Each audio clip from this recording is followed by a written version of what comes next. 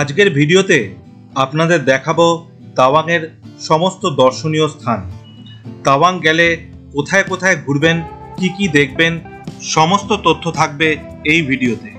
আর তার সাথে থাকবে আরও অনেক ইম্পর্টেন্ট ইনফরমেশন, যেমন তাওয়াং সিটির নামকরণ কিভাবে হয়েছিল, তাওয়াং মনস্ট্রি বা কিভাবে তৈরি হয়েছিল, কিভাবে অরুণাচল প্রদেশের অন্তর্ভুক্তি ঘটেছিল ভারতবর্ষে, এবং 1962 সালের ইন্দো চায়না ওয়ারের এক অদ্ভুত বীরত্বের কাহিনী। এই সব কিছু জানতে হলে ভিডিওটিকে স্কিপ না করে শেষ পর্যন্ত দেখতে থাকুন। হ্যালো বন্ধুরা, আমি অনুপম আর আপনারা দেখছেন এবিজি ট্রাভেল। আজকে এখন আমি রয়েছি তাওয়াংয়ে আমার হোমস্টেতে, আর এখন আমরা ব্রেকফাস্ট করতে বসেছি। ব্রেকফাস্ট করার পর আজকে তাওয়াংয়ের লোকাল সাইট সিইং করবো। দেখুন, অলরেডি ব্রেকফাস্ট স্টার্ট হয়ে গেছে। আমরা ব্রেকফাস্ট করছি রুটি আর সবজি দিয়ে। তো আজকে এখন প্রথমে যাচ্ছি তাওয়াং মনাস্ট্রি দেখতে। আমাদের হোমস্টে থেকে তাওয়াং মনাস্ট্রির ডিস্টেন্স ছিল মাত্র 4.5 কিলোমিটার। আমাদের হোমস্টে থেকেই দেখা যেত তাওয়াং মনাস্ট্রি। 15 মিনিটেই পৌঁছে গেলাম তাওয়াং মনাস্ট্রিতে। আমরা পৌঁছে গেছি তাওয়াং মনাস্ট্রিতে। মনাস্ট্রির সামনেই একটা বিশাল বড় প্রেয়ার হুইল, আর এই হচ্ছে মনাস্ট্রিতে ঢোকার গেট।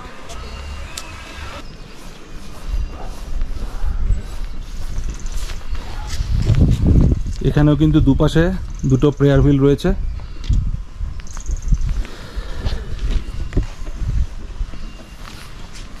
এবার আমরা এন্ট্রি করব ভেতরে।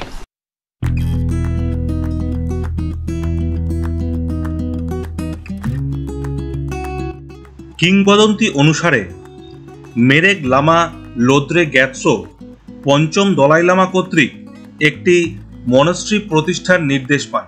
তীব্র অনুসন্ধানের পর যখন তিনি উপযুক্ত স্থান খুঁজে পেতে ব্যর্থ হন, তখন তিনি স্থানটি বেছে নেওয়ার জন্য ঐশ্বরিক হস্তক্ষেপ কামনা করে প্রার্থনায় বসেন।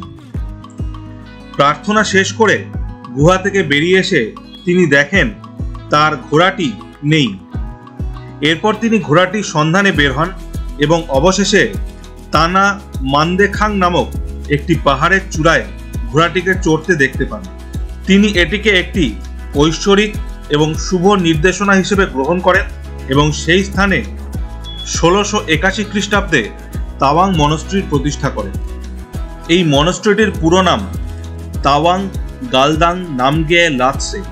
তা মানে হলো ঘোড়া এবং ওয়াং মানে নির্বাচিত, অর্থাৎ তাওয়াং শব্দের অর্থ ঘোড়া দ্বারা নির্বাচিত।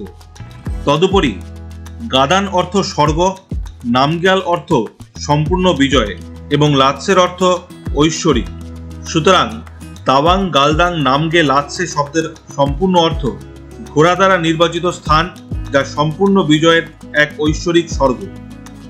এবং পরবর্তীকালে এই মনাস্ট্রি থেকেই এই জায়গার নামকরণ হয় তাওয়াং। তাওয়াং মনাস্ট্রি হচ্ছে ভারতবর্ষের সবথেকে বড় মনাস্ট্রি এবং এটি অনেক পুরনো। 1680 খ্রিস্টাব্দে এই মনাস্ট্রি তৈরি হয়েছিল 5th দলাই লামার সময়। এখন যিনি দলাই লামা আছেন উনি 14th দলাই লামা। পঞ্চম যে দলাই লামা, ওনার তত্ত্বাবধানে, ওনার উইশেই এই মনাস্ট্রি তৈরি হয়েছিল 1680 সালে। এই দেখুন, আমার সামনে হচ্ছে এই মনাস্ট্রির লাইব্রেরি। এখানে কিন্তু অনেক পুরনো এবং মূল্যবান পুঁথি রয়েছে এই লাইব্রেরির মধ্যে।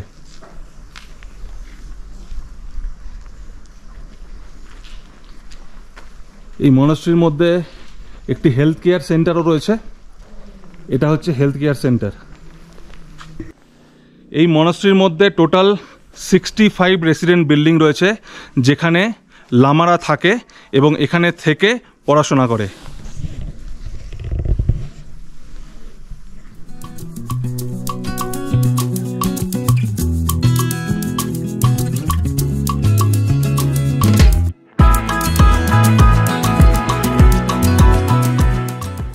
আমি এখন দাঁড়িয়ে রয়েছি তাওয়াং মনাস্ট্রি স্কুলের সামনে।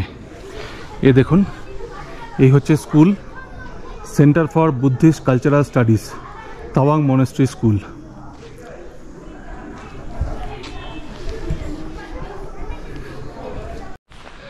এখন আমি চলে এসেছি মনাস্ট্রির মেন মন্দিরের সামনে। এই হচ্ছে মনাস্ট্রির মেন মন্দির। এই দেখুন, এই জায়গায় চারপাশে বিভিন্ন বিল্ডিং রয়েছে, আর এটা হচ্ছে মেন মন্দির। চলুন এবার মেন মন্দিরে ঢুকে আপনাদের দেখাচ্ছি।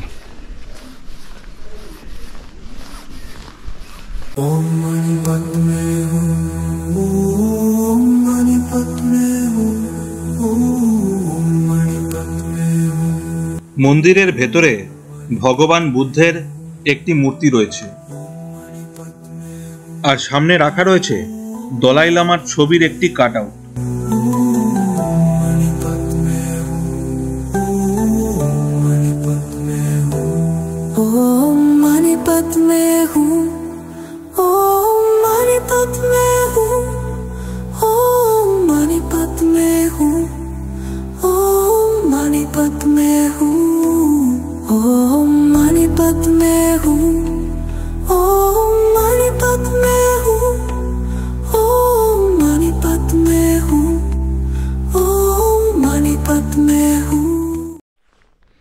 এইমাত্র যে মন্দিরটা আমি আপনাদের দেখালাম, এই মন্দিরটা কনস্ট্রাকশন হয়েছিল 1997 সালে প্রেজেন্ট দলাই লামার সময়, এবং প্রেজেন্ট দলাই লামা মানে 14 দলাই লামা উনি এই মেন মন্দিরটা কনস্ট্রাকশন করান।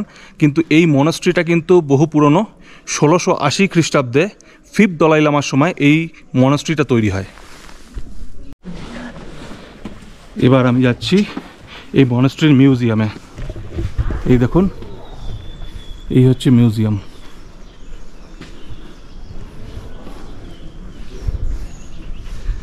এই মিউজিয়ামের মধ্যে কিন্তু photography and videography are not allowed লেখা রয়েছে। এখানে একটি গেট রয়েছে।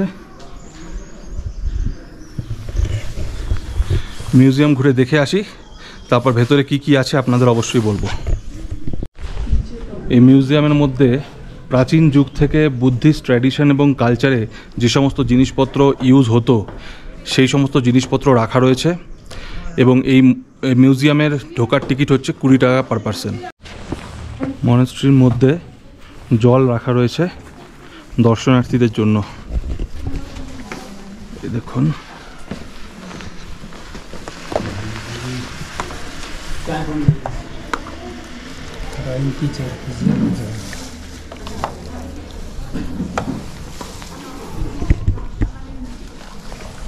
গরম জল।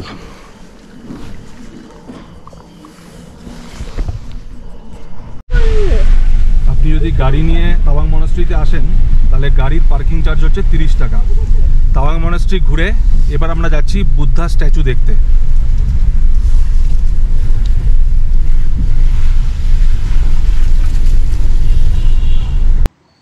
তাওয়াং মনাস্ট্রি দেখে আমরা পৌঁছে গেলাম বুদ্ধা স্ট্যাচুর সামনে। তাওয়াং মনাস্ট্রি থেকে এই স্ট্যাচুটির দূরত্ব মাত্র 3 কিলোমিটার। 15 মিনিটেই পৌঁছে গেলাম স্ট্যাচুর সামনে। স্ট্যাচুর পেছন দিকে পার্কিংয়ের জায়গা রয়েছে। এই বুদ্ধা স্ট্যাচুটির নিচে রয়েছে একটি মন্দির, এবং তার চারপাশে রয়েছে প্রেয়ার হুইলস।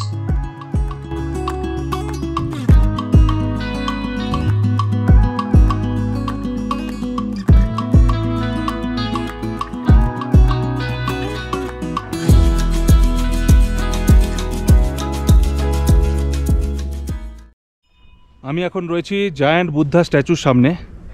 এই স্ট্যাচুটি 30 ফিট উঁচু, তাওয়াং সিটিতে একটি পাহাড়ের ওপর অবস্থিত, এবং এটি তাওয়াং সিটির মধ্যে একটি খুবই বিখ্যাত tourist spot, as well as ধর্মীয়ভাবেও খুবই গুরুত্বপূর্ণ।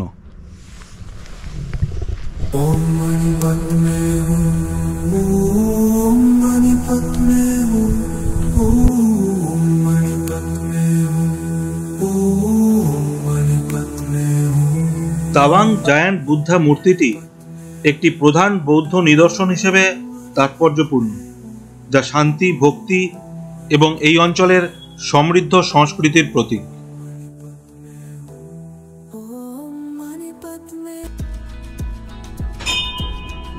এই স্ট্যাচুটির দুপাশে দুটি প্রেয়ার হুইল রয়েছে, এপাশে একটি আর এই দিকে আরেকটি, আর এই স্ট্যাচুর নিচে রয়েছে মন্দির। এবার আমি মন্দিরের ভেতরে যাচ্ছি।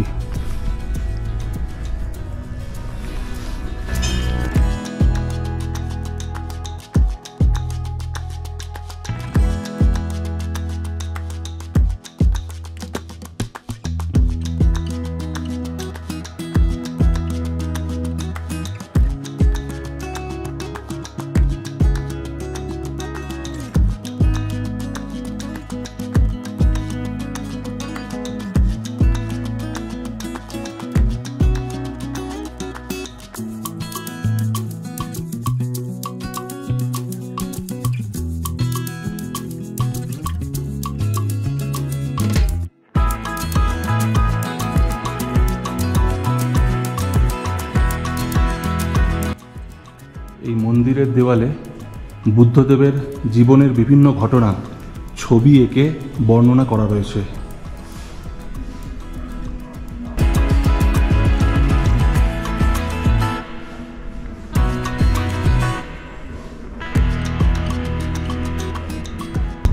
এবার আমরা যাচ্ছি ওয়ার মেমোরিয়াল দেখতে। তাওয়াং বুদ্ধা স্ট্যাচু থেকে মাত্র 2.5 কিলোমিটার দূরেই রয়েছে তাওয়াং ওয়ার মেমোরিয়াল।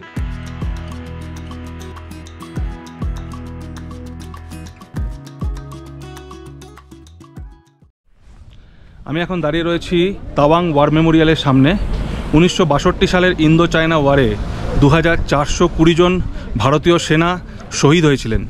ওনাদের স্মৃতির উদ্দেশ্যেই এই ওয়ার মেমোরিয়ালটি নির্মাণ করা হয়েছে। এই দেখুন, আমি একদম এন্ট্রান্স গেটেই দাঁড়িয়ে রয়েছি।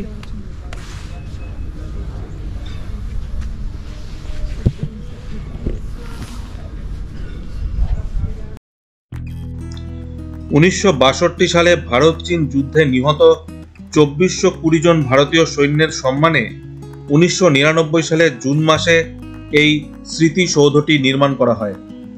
এটি নামগিয়াল চোটেন নামে বিখ্যাত। এই স্তূপের উচ্চতা 40 ফুট, যেখানে তিব্বতী, নেপালি এবং ভুটানি স্থাপত্য শৈলীর মিশ্রণ রয়েছে।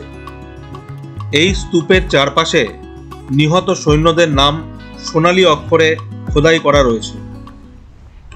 এখানে যে সমস্ত বীর সৈনিকেরা শহীদ হয়েছিলেন তাদের নাম এই ফলকে খোদাই করা রয়েছে।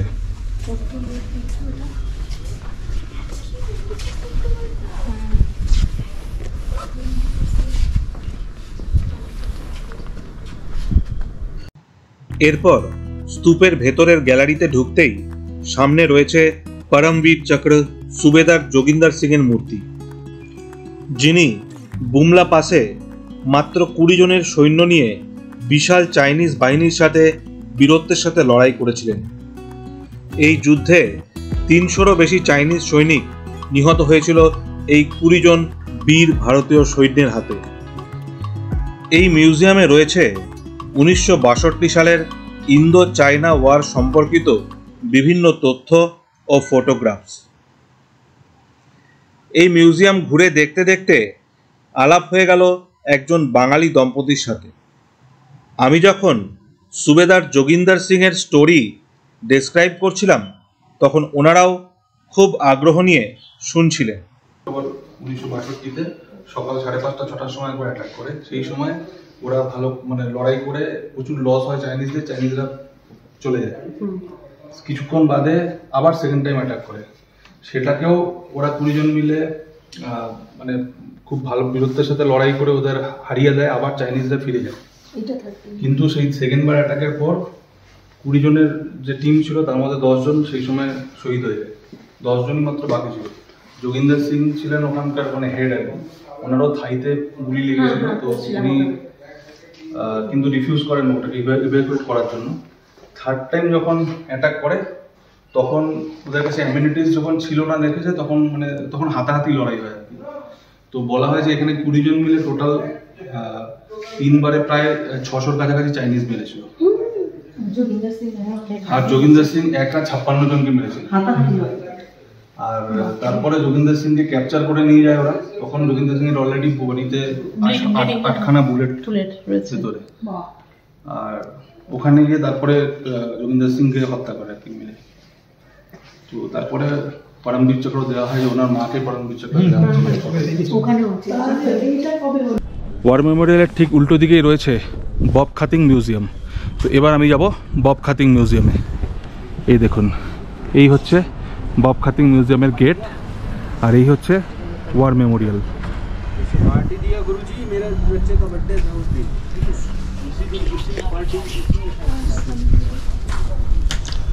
মেজর বব খাতিং ছিলেন একজন ভারতীয় সৈনিক এবং পরবর্তীকালে একজন ভারতীয় ডিপ্লোম্যাট। ভারতীয় রাষ্ট্রদূত হিসেবে দায়িত্ব পালনকারী প্রথম উপজাতীয় বংশোদ্ভূত ব্যক্তি ইনিই ছিলেন। ভারত সরকার 1957 সালে তাকে জাতির প্রতি তার অবদানের জন্য চতুর্থ সর্বোচ্চ ভারতীয় পুরস্কার পদ্মশ্রী দিয়ে সম্মানিত করেন। খাতিং তাওয়াংয়ে প্রথম সশস্ত্র বাহিনীকে নেতৃত্ব দেন, যা তৎকালীন আসামের গভর্নর জয়রাম দাস দৌলতরামের সরাসরি তত্ত্বাবধানে এই অঞ্চলে ভারতীয় নিয়ন্ত্রণ প্রতিষ্ঠা করে। ম্যাকমোহন লাইন পর্যন্ত ভারতীয় প্রশাসনিক নিয়ন্ত্রণ প্রতিষ্ঠার দায়িত্ব দেওয়া হয় মেজর বব খাতিংকে। তিনি 1951 সালের 6 ফেব্রুয়ারি তাওয়াং পৌঁছানোর জন্য একটি দলের নেতৃত্ব দেন এবং স্থানীয় নেতাদের এবং মনপা জনগণের সাথে কূটনৈতিক যোগাযোগের মাধ্যমে একটিও গুলি না চালিয়ে ভারতের সার্বভৌমত্ব সফলভাবে প্রতিষ্ঠা করেন। মেজর বব খাতিং 1951 সালের 14 ফেব্রুয়ারি অরুণাচল প্রদেশের তাওয়াংয়ে ভারতীয় পতাকা উত্তোলন করেন। সেটি ছিল একটি ঐতিহাসিক দিন এবং সেই দিনই অরুণাচল প্রদেশ ভারতবর্ষের অন্তর্ভুক্ত হয়। 1954 সালে এই অঞ্চলের নাম দেওয়া হয় নর্থ ইস্ট ফ্রন্টিয়ার এজেন্সি। 1972 সালে এটি একটি ইউনিয়ন টেরিটরি হয় এবং এর নামকরণ করা হয় অরুণাচল প্রদেশ, এবং আরও পরে 1987-তে এটি একটি পূর্ণ স্টেটের মর্যাদা পায়। ভারতের সীমান্ত সুরক্ষিতকরণ এবং জাতি গঠনে তার গুরুত্বপূর্ণ অবদানের প্রতি শ্রদ্ধা জানাতে 14 ফেব্রুয়ারি অরুণাচল প্রদেশে মেজর বব খাতিং দিবস হিসেবে পালন করা হয়।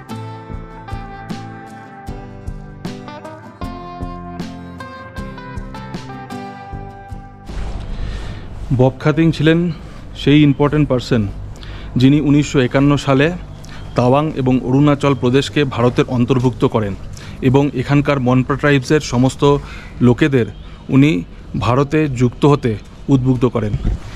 এই দেখুন, এই হচ্ছে মেজর বব খাতিংয়ের মূর্তি, ইন্ডিয়ান ফ্ল্যাগ হাতে।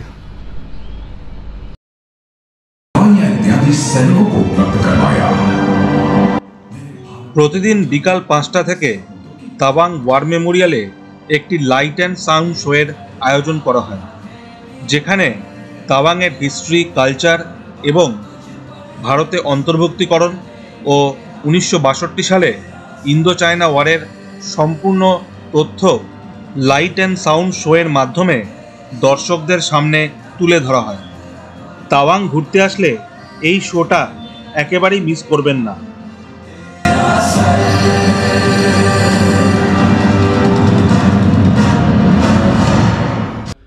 ওয়ার মেমোরিয়ালের বাইরে ডান দিকে সর্দার বল্লভভাই প্যাটেলের একটি মূর্তি রয়েছে।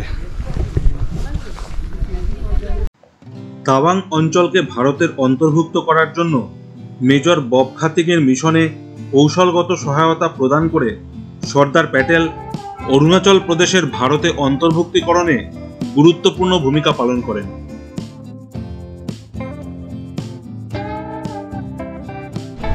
দেখুন, এখানে ট্যাঙ্ক রাখা রয়েছে। এটা হচ্ছে তাওয়াং ভিউ পার্ক। এখানে ট্যাঙ্ক ডিসপ্লে করা রয়েছে। এখানে ইন্ডিয়ান আর্মির একটি ক্যাফে রয়েছে। এই ক্যাফেতে এখন আমরা একটু খাওয়া দাওয়া করে নেব। তোরা কি খেলি? আমরা সামোসা, বড়া পাও, কেক খেলাম। খুব সুন্দর। ভালো। আমরা দেখি কি অর্ডার করা যায়। কি অর্ডার করছো? বড়া পাও। হ্যাঁ বলো। বড়া পাও আর চায় বলো। और बाबू रेड वेलवेट। ভারতবর্ষে জন্মগ্রহণ করলেও ভারতের বহু ইতিহাস আমার কাছে অজানা ছিল, যা এই ট্রিপে জানতে পারলাম। পৃথিবীতে এত কিছু জানার আছে যা শুধু ট্রাভেলের মাধ্যমেই সম্ভব। Travel is like knowledge, the more you see the more you know. এরপর তাওয়াং ওয়ার মেমোরিয়াল থেকে আমরা রওনা হলাম উর্গেলিং মনাস্ট্রি দেখার জন্য। উর্গেলিং মনাস্ট্রি হল 6th দলাই লামার বার্থ প্লেস।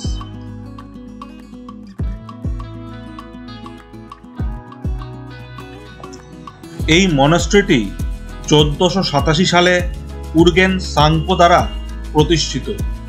এটি 1683 সালে ষষ্ঠ দলাই লামা সাংয়াং গ্যাতসোর জন্মের পরে বৌদ্ধ ধর্মের একটি পবিত্র স্থান হিসাবে পরিচিতি লাভ করে।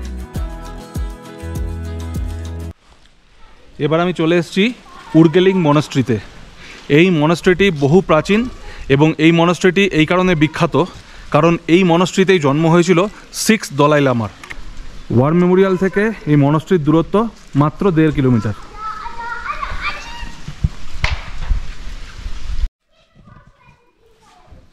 দেখুন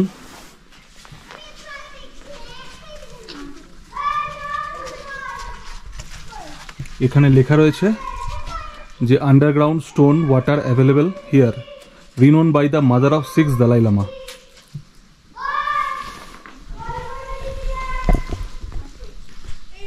ওপরে মন্দির রয়েছে, ওপরে মন্দিরটা বন্ধ রয়েছে তাই ভেতরে গিয়ে আর আপনাদের দেখাতে পারলাম না।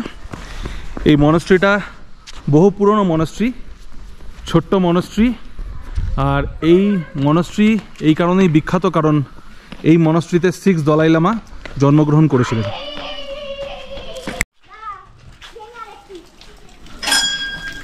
এখানে একটি জায়ান্ট হুইল রয়েছে, প্রেয়ার হুইল। উর্গেলিং মনাস্ট্রি দেখে সেদিন আমরা রওনা দিয়েছিলাম জেমিথাংয়ের উদ্দেশ্যে। আর সেদিন রাতে জেমিথাংয়ে স্টে করে পরের দিন জেমিথাং দেখে আবার তাওয়াং ফিরেছিলাম। সেই গল্প পরের এপিসোডে। আশা করি আজকের ভিডিওটা আপনাদের ভালো লেগেছে। যদি ভালো লেগে থাকে তাহলে চ্যানেলটাকে সাবস্ক্রাইব করে দেবেন আর নিচের বেল আইকনটাকেও ক্লিক করে দেবেন যাতে আমার পরবর্তী ভিডিও সরাসরি আপনাদের কাছে পৌঁছে যেতে পারে। ভালো থাকুন, সুস্থ থাকুন আর দেখতে থাকুন এবিজি ট্রাভেল।